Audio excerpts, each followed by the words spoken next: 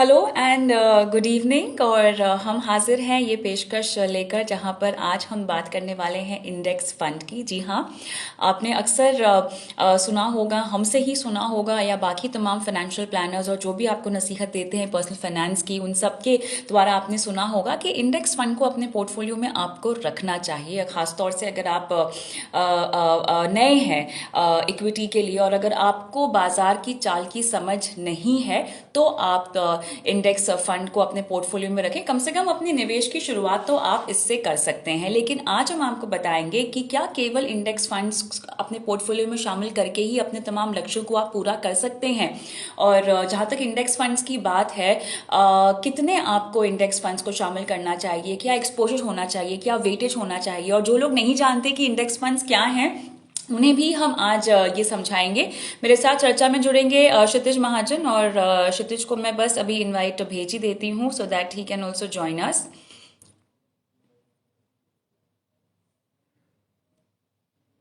There. Alright, तो जितने भी दर्शक हमें देख रहे हैं इस वक्त, अपने सवाल अगर आपको पूछने हैं तो एक क्वेश्चन कार्ड बना होगा जहां पर आप अपने सवाल हमें हमें भेज सकते हैं। और क्वेश्चन कार्ड में ही अगर अपने सवाल डालेंगे तो बेहतर होगा, क्योंकि मैं भी आपके सवाल देख सकती हूँ, साथ ही हमारे जो गेस्ट आज जुड़ने वाले हैं जो आपको आपके सवाल का जवाब देंगे वो भी आपके सवाल देख पाएंगे। तो बस इंतजार है क्षितिज महाजन का, जो कि बस कुछ ही देर में जुड़ेंगे और आपके सभी सवालों के जवाब देंगे। बहरहाल, इंडेक्स फंड्स के बारे में आज हम ये फोकस करने वाले हैं, जहां पर बताएंगे आपको आपके पोर्टफोलियो में इंडेक्स फंड को कितने प्रपोर्शन में आपको रखना चाहिए। बाकी म्यूचुअल फंड्स तो आपने अगर रखे ही हैं, उसके अलावा इंडेक्स फंड का वेटेज कितना होना चाहिए और क्या इनको अपने लक्ष्य के लिए, अपने फाइनेंशियल गोल के लिए आपको पोर्टफोलियो में शामिल करना चाहिए या नहीं, इस पर हम विस्तार से बात करेंगे। बस इंतजार है हमारे मेहमान का, और एक बार वो जुड़ जाएं तो फटाफट आपके सवालों के जवाब भी देंगे। और एक बार फिर से मैं उन्हें इनवाइट देती हूँ। मुझे सवाल आते हुए दिखाई दे रहे हैं, लेकिन चलिए हम पहले क्षितिज के साथ जुड़ते हैं, उसके बाद आपके सवालों के जवाब भी देंगे।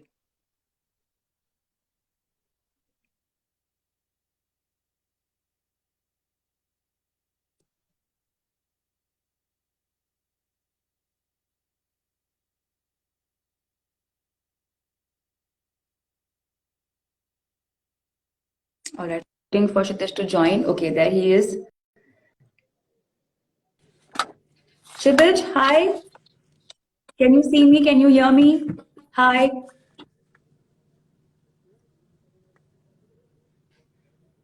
Kshitij? Hi, how are you? Hi, can you?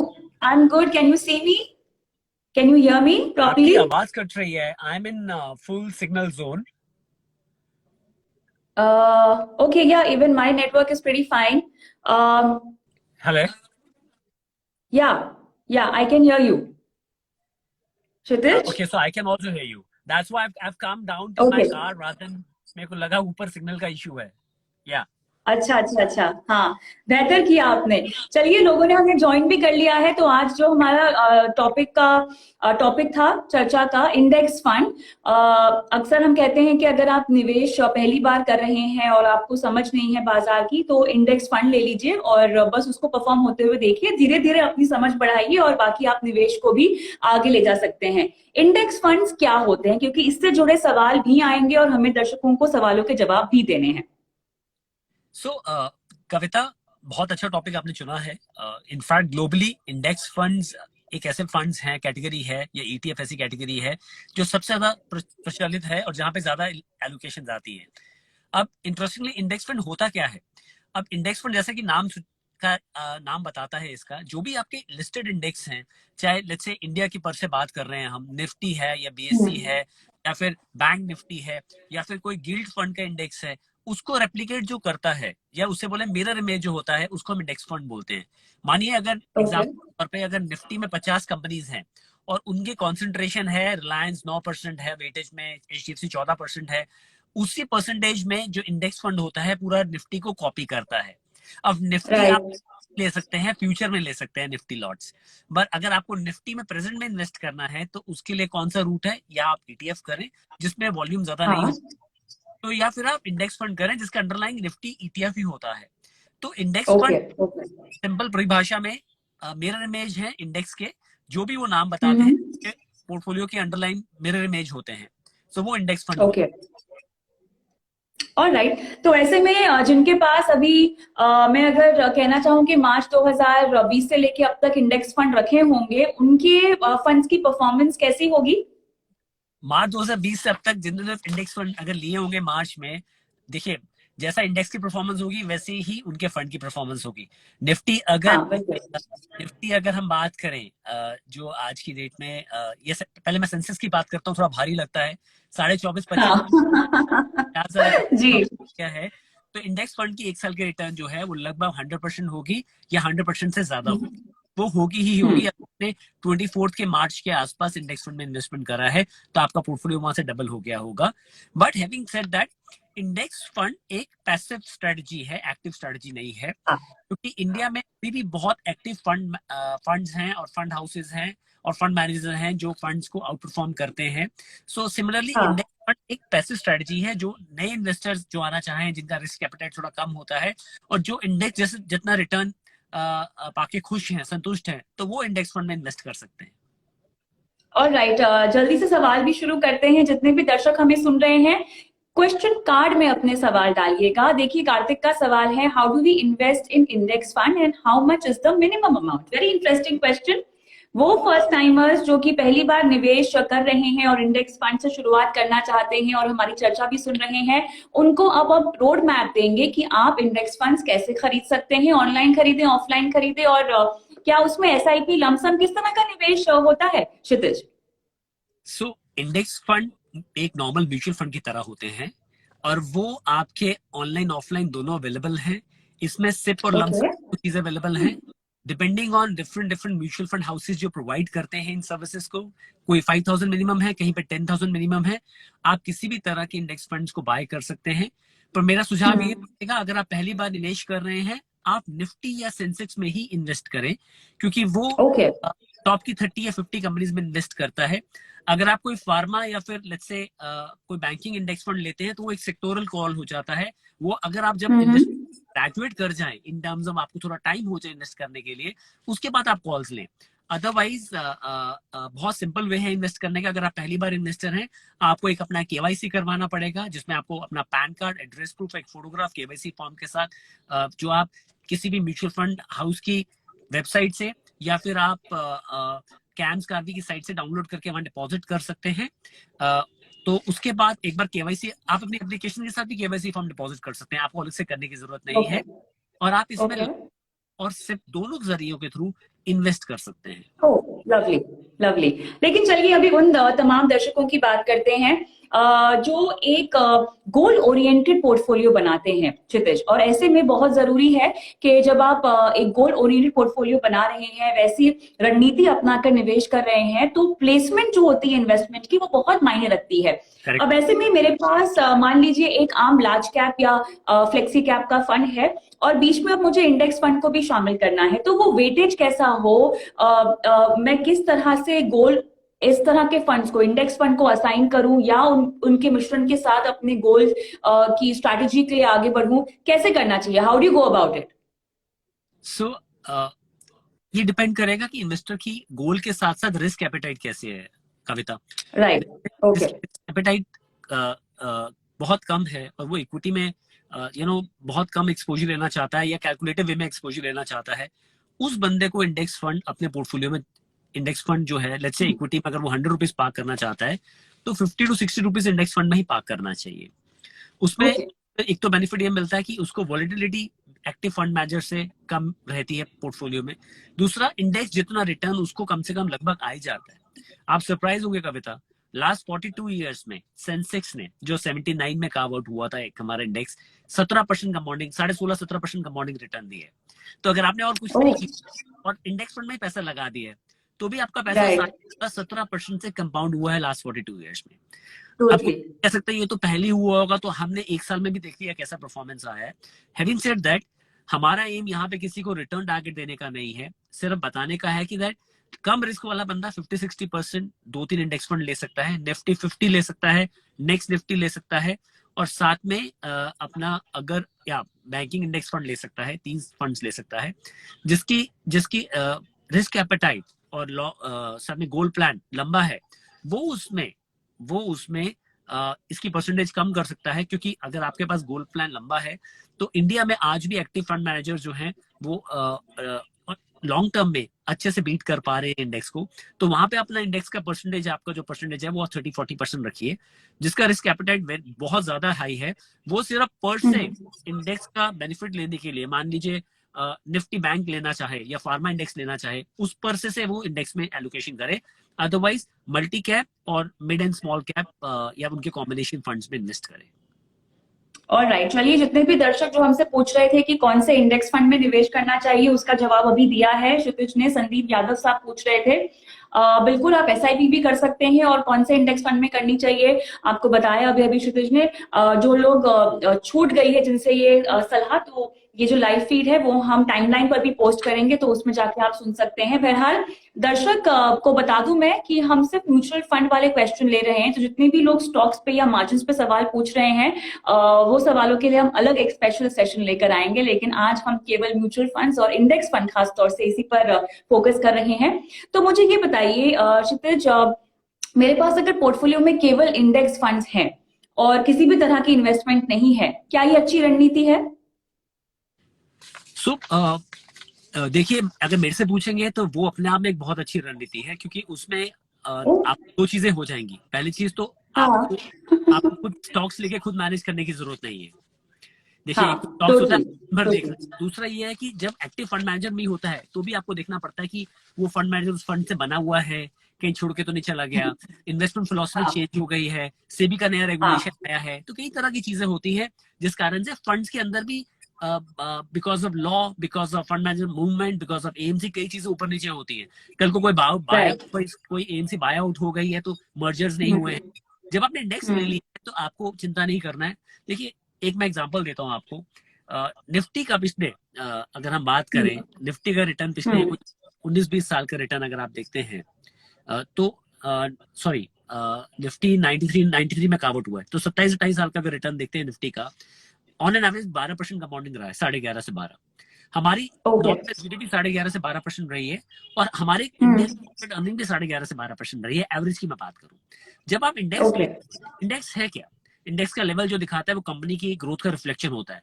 इस समय मैं मानता हूँ लिक्विडिटी का इन्फ्लो के कारण इंडेक्स का लेवल और है, पर मैं कविता बोलना चाहूंगा दर्शकों को कि हमें जो दिख रहा है, जो हम बात कर रहे हैं, 11-12% का कंपाउंडिंग अपना जीडीपी ग्रोथ दिख रहा है, और निफ्टी अर्निंग मुझे 20% से ऊपर नजर आ रही है निफ्टी की कंपनीज की। तो अभी जो दिख रहा है, लोगों को लग रहा होगा मार्केट बढ़ी हुई है, पर उसका तरीका ये आप स्टैगर करें। तो जो हम बात कर रहे थे उस पर मैं वापस आते हुए बताऊंगा कि दैट आप इंडेक्स में जब आप पार्टिसिपेट करना चाहते हैं पूरे पोर्टफोलियो में, वो एक अपने आप एक अच्छी रणनीति है। उसका सबसे बड़ा एडवांटेज होता है, जो सब दर्शकों के लिए सुनना और जानना बहुत जरूरी है, कि इंडेक्स का एक्सपेंस, रेगुलर एक्सपेंस आपका जो फंड्स होते हैं उनसे कम होता है ऑन एन एवरेज इंडेक्स। यही एक बहुत बड़ा कैच जिसकी वजह से लोग इंडेक्स फंड प्रेफर भी करते हैं। उनको लगता है कि चलिए फायदा भी हो जाएगा हमारा और पैसे भी बच जाएंगे, लेकिन क्लियरली ये आपके गोल्स को देखते हुए ही आप रणनीति बना सकते हैं। जो सवाल मैंने आपसे पूछा था कि अगर आपको सिर्फ इंडेक्स फंड ही पोर्टफोलियो में रखने हैं, मेरे ख्याल से अगर किसी का लक्ष्य अच्छा खासा है 15 से 20 साल का, तो वो मिक्स ऑफ नॉर्मल फंड्स या स्पेशलाइज्ड सेक्टर फंड्स और इंडेक्स फंड का एक कॉम्बिनेशन बना सकते हैं। आइडल पोर्टफोलियो, मान लीजिए क्षितिज, अगर बच्चों की पढ़ाई लिखाई का कोई लक्ष्य है जहां पर हमारे पास मान लीजिए 15 से 20 साल है, उन्हें किस तरह से इंडेक्स फंड की प्लेसमेंट करनी चाहिए? एक आम फंड या मान लीजिए flexi cap, large cap, mid cap fund जो हम हमेशा रेकमेंड करते हैं लोगों को, एक आइडियल पोर्टफोलियो कैसा होगा? देखिए, 2% तो इंडेक्स का यील्ड ही है, डिविडेंड यील्ड की मैं बात करूं कविता। आपने बहुत अच्छा एग्जांपल लिया। अगर 20 साल है मेरे पास, तो मुझे निफ्टी 50 और नेक्स्ट निफ्टी 50 या निफ्टी 50 या निफ्टी बैंक 2 फंड्स लेके उस गोल के लिए एलोकेट कर देने चाहिए। उसमें सबसे बड़ी जो प्लस पॉइंट ये रहेगा that I should not be bothered about कि एग्जैक्टली मुझे मेरे फंड्स कैसे कर रहे हैं, क्योंकि मेरा जो रिटर्न होगा -40-50 पैसा अगर आप करो तो वो मिरर इमेज होगा जो इंडेक्स का रिटर्न होगा। सो यहाँ पे ये स्ट्रेटजी अच्छी हो सकती है कि एक लॉन्ग टर्म गोल के लिए आप 2 इंडेक्स फंड्स ले सकते हैं। हैविंग सेड दैट, आपने बिल्कुल अच्छा बोला दैट इंडिया में आज भी एक्टिव फंड्स पोटेंशियल रखते हैं कि वो मार्केट्स को या फिर इंडेक्स को बीट कर सकें। तो आप एक कॉम्बिनेशन में रखिए जहां पे 30-40% आप इंडेक्स फंड में कर दीजिए। बिल्कुल। इफ हाँ। You have time to follow और track your funds on a quarterly basis also, आप बहुत शांति से रखना चाहते हैं अपने पोर्टफोलियोज को और वॉलेटिलिटी विज़ एक्टिव फंड कम चाहते हैं, यहाँ पे ये होगा कि एक्टिव हाँ। फंड आपको हो सकता है 15-20 साल में 2-3% के delta they in terms of compounding में बीट करें। हाँ। यहाँ पे हाँ। का हाँ। Volatility come active fund eight the same time आपका अपना टाइम बहुत कम यूटिलाइज होगा पोर्टफोलियो एनालाइज करने में, तो ये एक स्ट्रेटजी बन सकती है। ऑलराइट।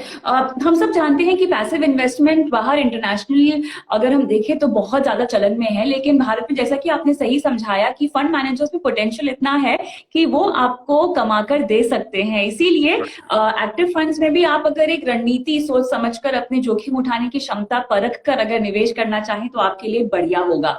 अब मेरा सवाल आपसे ये है कि सभी सेक्टर्स के इंडेक्स फंड में रख लूं पोर्टफोलियो में? मैं थोड़ा थोड़ा ज्यादा रिस्की हो जाएगा वो, और ये हम पैसिव इन्वेस्टमेंट की बात कर रहे हैं तो मेरा सजेशन यहाँ ये रहेगा कि अगर आपको सभी सेक्टर का एक्सपोजर लेना है तो आप BSE 500 ले लीजिए, मल्टी कैप अप्रोच ले लीजिए कि जो BSE 500 ओवरऑल कंपनीज का रिटर्न होगा वो आपको मिल जाएगा। एक सेक्टर जो एवरग्रीन है जहां पे आप कभी भी आ सकते हैं वो है बैंकिंग एंड फाइनेंशियल। BFSI में आप ले सकते हैं, निफ्टी बैंकिंग ले सकते हैं as a fund. In fact Nifty banking के सिवाय अभी कोई और सेक्टर ज्यादा अवेलेबल भी नहीं है इंडेक्स के तौर पे इंडिया में। ज्यादातर आपके निफ्टी ओरिएंटेड या BSE ओरिएंटेड है और बैंकिंग ओरिएंटेड सेक्टर्स अवेलेबल हैं। बेसिकली कविता ये इंडेक्स भी जो है अंडरलाइंग ETF में इन्वेस्ट करते हैं, चाहे वो निफ्टी का ETF है चाहे कोई और ETF है। पर ETF में इसलिए अभी अपने क्लाइंट्स को नहीं सजेस्ट करूंगा बिकॉज ETF में हमारे यहाँ वॉल्यूम ज्यादा नहीं है, तो जब वो मार्केट में बेचना चाहते हैं तो जो मार्केट मेकर है वो प्रीमियम ज्यादा चार्ज कर लेता है। In fact they and up paying more than normal mutual fund also अगर क्वांटम और क्वांटिटी बहुत है। तो इंडेक्स फंड सही तरीका। आप अगर मेरे से पूछो तो आप गोल्ड इंडेक्स फंड लोगों को बोल सकते हैं, वो 5 से 7% अपने पोर्टफोलियो में ऐड कर सकते हैं क्योंकि वो एक बहुत अच्छा हेज है against any volatility in Indian और ग्लोबल मार्केट। तो गोल्ड के इंडेक्स फंड में आप ले सकते हैं और निफ्टी ओरिएंटेड है, BSE ओरिएंटेड इंडेक्स।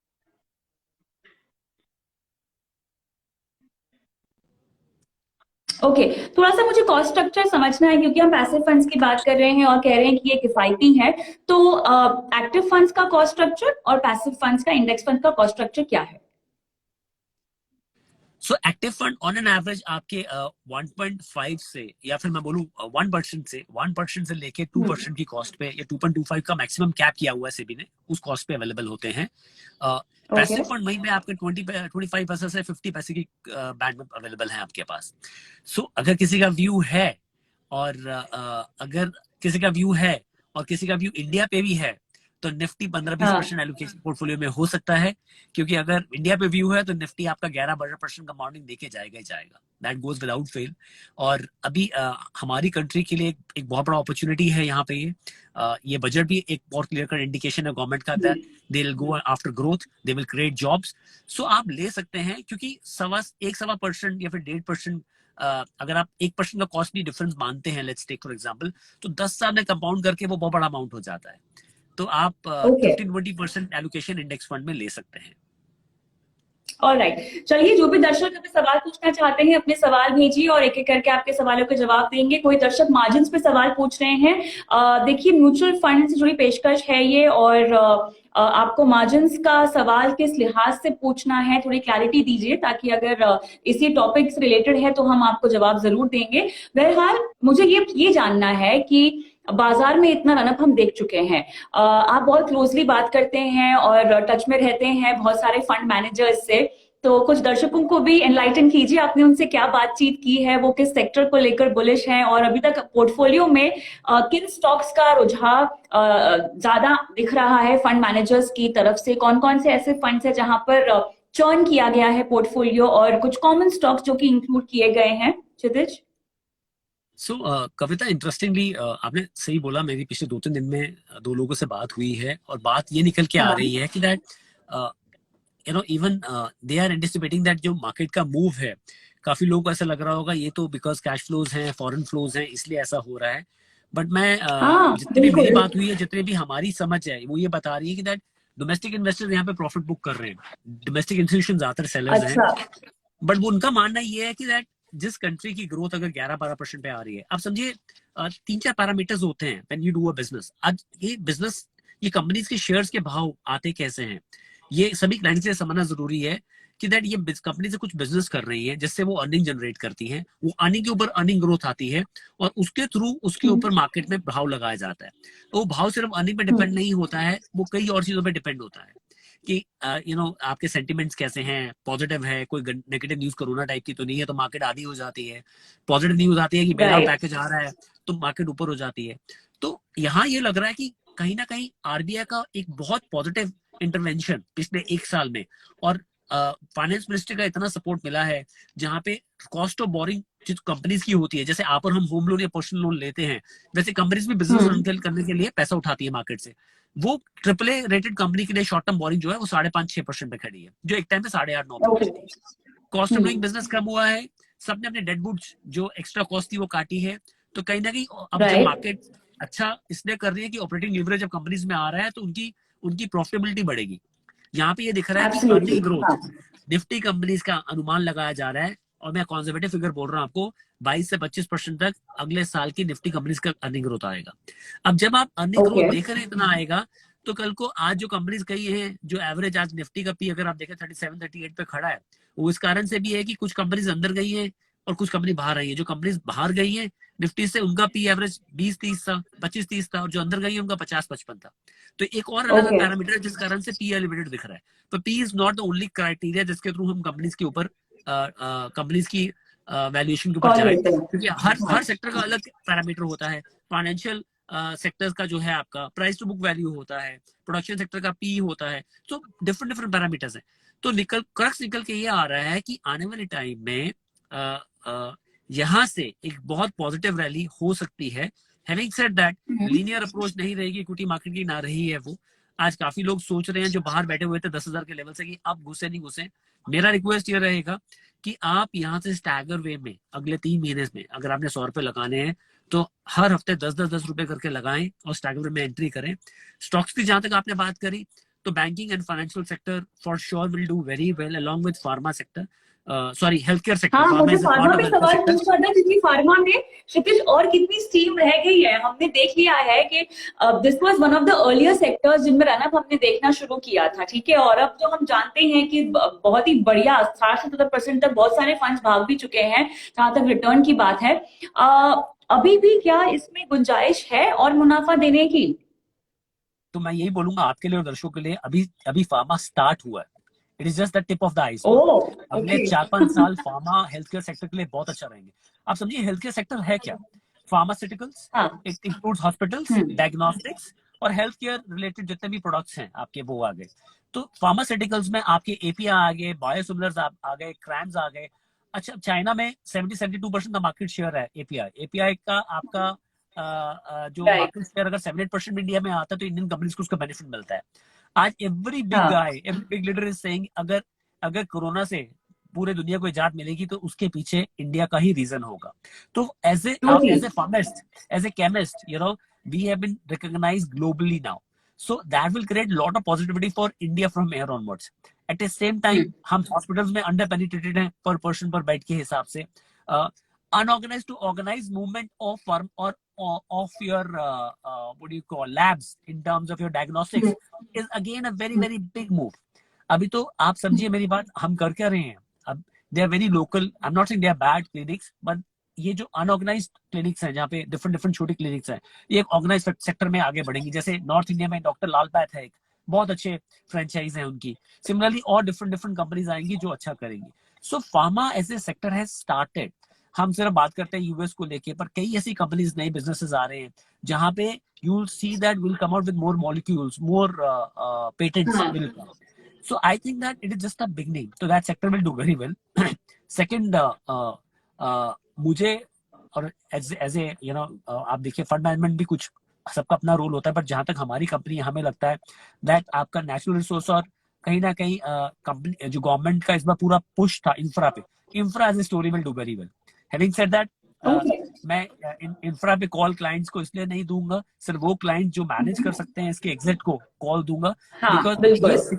ये बहुत सिक्लिकल होगा। तो एंट्री और एग्जिट आपको टोटली। हाँ, बहुत वो तो है। बहुत ध्यान रखना पड़ेगा।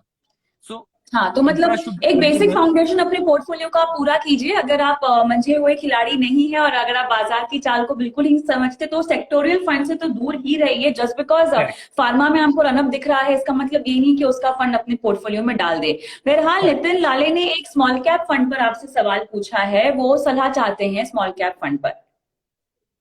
तो देखिए, स्मॉल कैप 2017 और मिड कैप 2017 में बहुत अच्छा रनअप किए थे। उसके बाद 2.5 साल हाँ, बिल्कुल लल पीरियड रहा है उनका। लास्ट अगस्त से ये रनअप दोबारा शुरू हुआ है, and as a sector small cap and mid cap should do well with government showing lot of positivity through the budget and coming out with lot of schemes like PLI लेके आए हैं।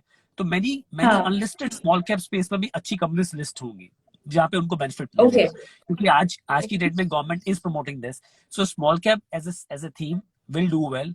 Just for the information of all, small cap का मतलब नहीं है कि that जो fund managers हैं वो वहां पे 50-100 करोड़ की कंपनीज में इन्वेस्ट कर रहे हैं। स्मॉल कैप का पूरा ब्रैकेट आपका कोई लगभग 2,500 करोड़ की मार्केट कैप से लेकर 11,000 करोड़ तक की मार्केट कैप की कंपनीज में जाता है। एंड 65% ही कम से कम इन्वेस्ट करना होता है स्मॉल कैप में। उसके ऊपर काफी स्मॉल कैप फंड्स में कुछ एलोकेशन लार्ज और मिड कैप में भी रहता है। Small cap can be a good idea, but believe me it is going to be a roller coaster ride. Small cap का मतलब है कि high return, it comes with a high risk also, so then high volatility also. Having said that, you can look at SBI small cap, Invesco small cap, Axis small cap, DSP small cap. All these 4 funds are good fund। इसमें से कोई भी fund आप अपनी choose करके आप उसमें allocate कीजिए, एंड हमेशा मैं बोलता हूँ स्टैगर कीजिए, और 5 से 10 से ज्यादा परसेंट से ज्यादा मत रखिए पोर्टफोलियो में। और राइट, बिल्कुल यहाँ पर आपका जोखिम होना चाहिए इस तरह के उतार चढ़ाव भरे सेक्टर में निवेशित रहने का। तो मेरे ख्याल से आज की इस पेशकश को हम यही समाप्त करते हैं। क्षितिज, बहुत बहुत शुक्रिया तमाम बारीकियां हमें समझाने के लिए, जहां तक इंडेक्स फंड्स की बात है, और दर्शकों के सवालों के जवाब भी देने के लिए। फिर से मुलाकात होगी दर्शकों से इंस्टाग्राम लाइव पर। अब हम मिलेंगे आपसे गुरुवार को शाम को 5 बजे। नमस्कार। नमस्कार कविता।